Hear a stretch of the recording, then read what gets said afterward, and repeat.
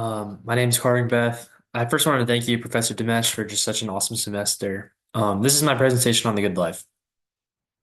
So first in this culture, we get into our culture and substance.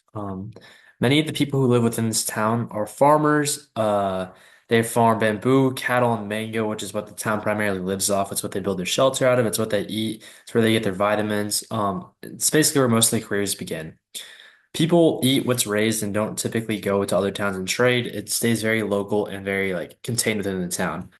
Because of how like well people are eating, there's no like pesticides or anything like that. There's not really many people getting ill. Um, if you are ill, they just quarantine you. So because of the diet, people stay pretty healthy. As far as identity, you want to be large in this culture. This kind of stems in other cultures, like such as in Africa. It represents like having wealth and just being able to afford food. So having wealth is displayed through size. There are pretty general beauty standards. The gender roles in the society are pretty equal. But as you can see with the man in like the dress sort of thing, that's about how many people would dress, both men and women. So it's very equal culture.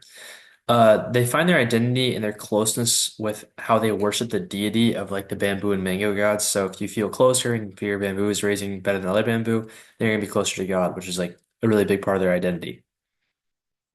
As far as homes and family goes, everyone lives inside the bamboo forest, and it's typically in this little part right around the Mediterranean Sea.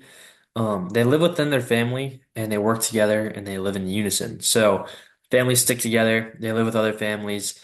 As a whole, it's just a very family-centered environment and they work as a family. Everyone starting at the age of like 7 all the way up until like you're 65 work in some capacity and have equal roles within the culture. So the 8-year-old boy is no different than a 65-year-old woman. As far as beliefs, they again worship the bamboo and mango gods. So this is like worshiping the thing that gave them the bamboo and the plants. It all gives them a common thing to worship, whether it be the god of bamboo, god of the mangoes, because it's god of nature. So they all are worshiping the same thing. So there's not really much difference within it. So it provides a lot of unity within the culture. As far as economics are concerned, again, everyone's a farmer or makes structure out of bamboo. Here we have our cattle, and here we have our bamboo furniture.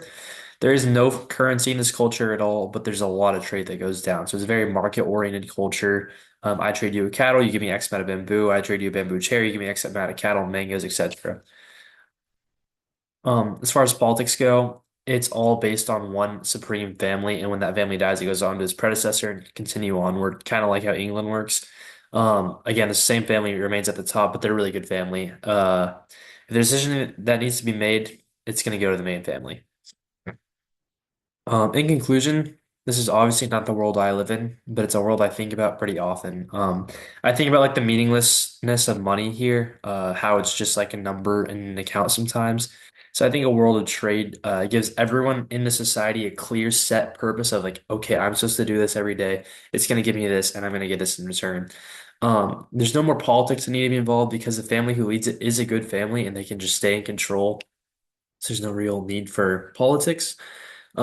As far as like trade goes, I mean, it's such like in my opinion, it's a cooler way to trade your services and be content without phones and advancements like technologies, whereas you could just like hang out with your friends and raise cattle and eat bamboo and eat mangoes. I think it's a really cool part.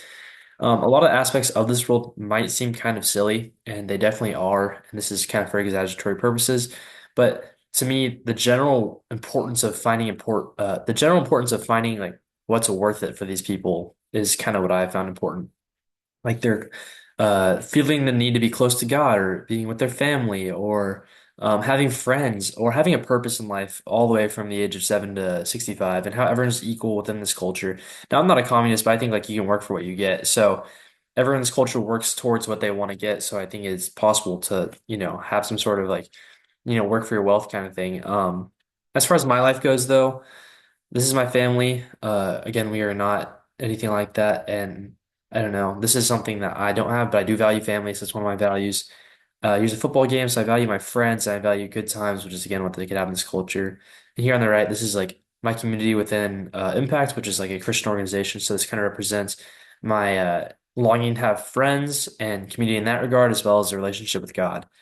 Um, So all these things, although not exactly how I live in my life, they're kind of like mirrors of what I would want to have in an ideal world, which is why this is my good life. Thank you so much. Again, thank you so much for a great semester, Professor Dimesh.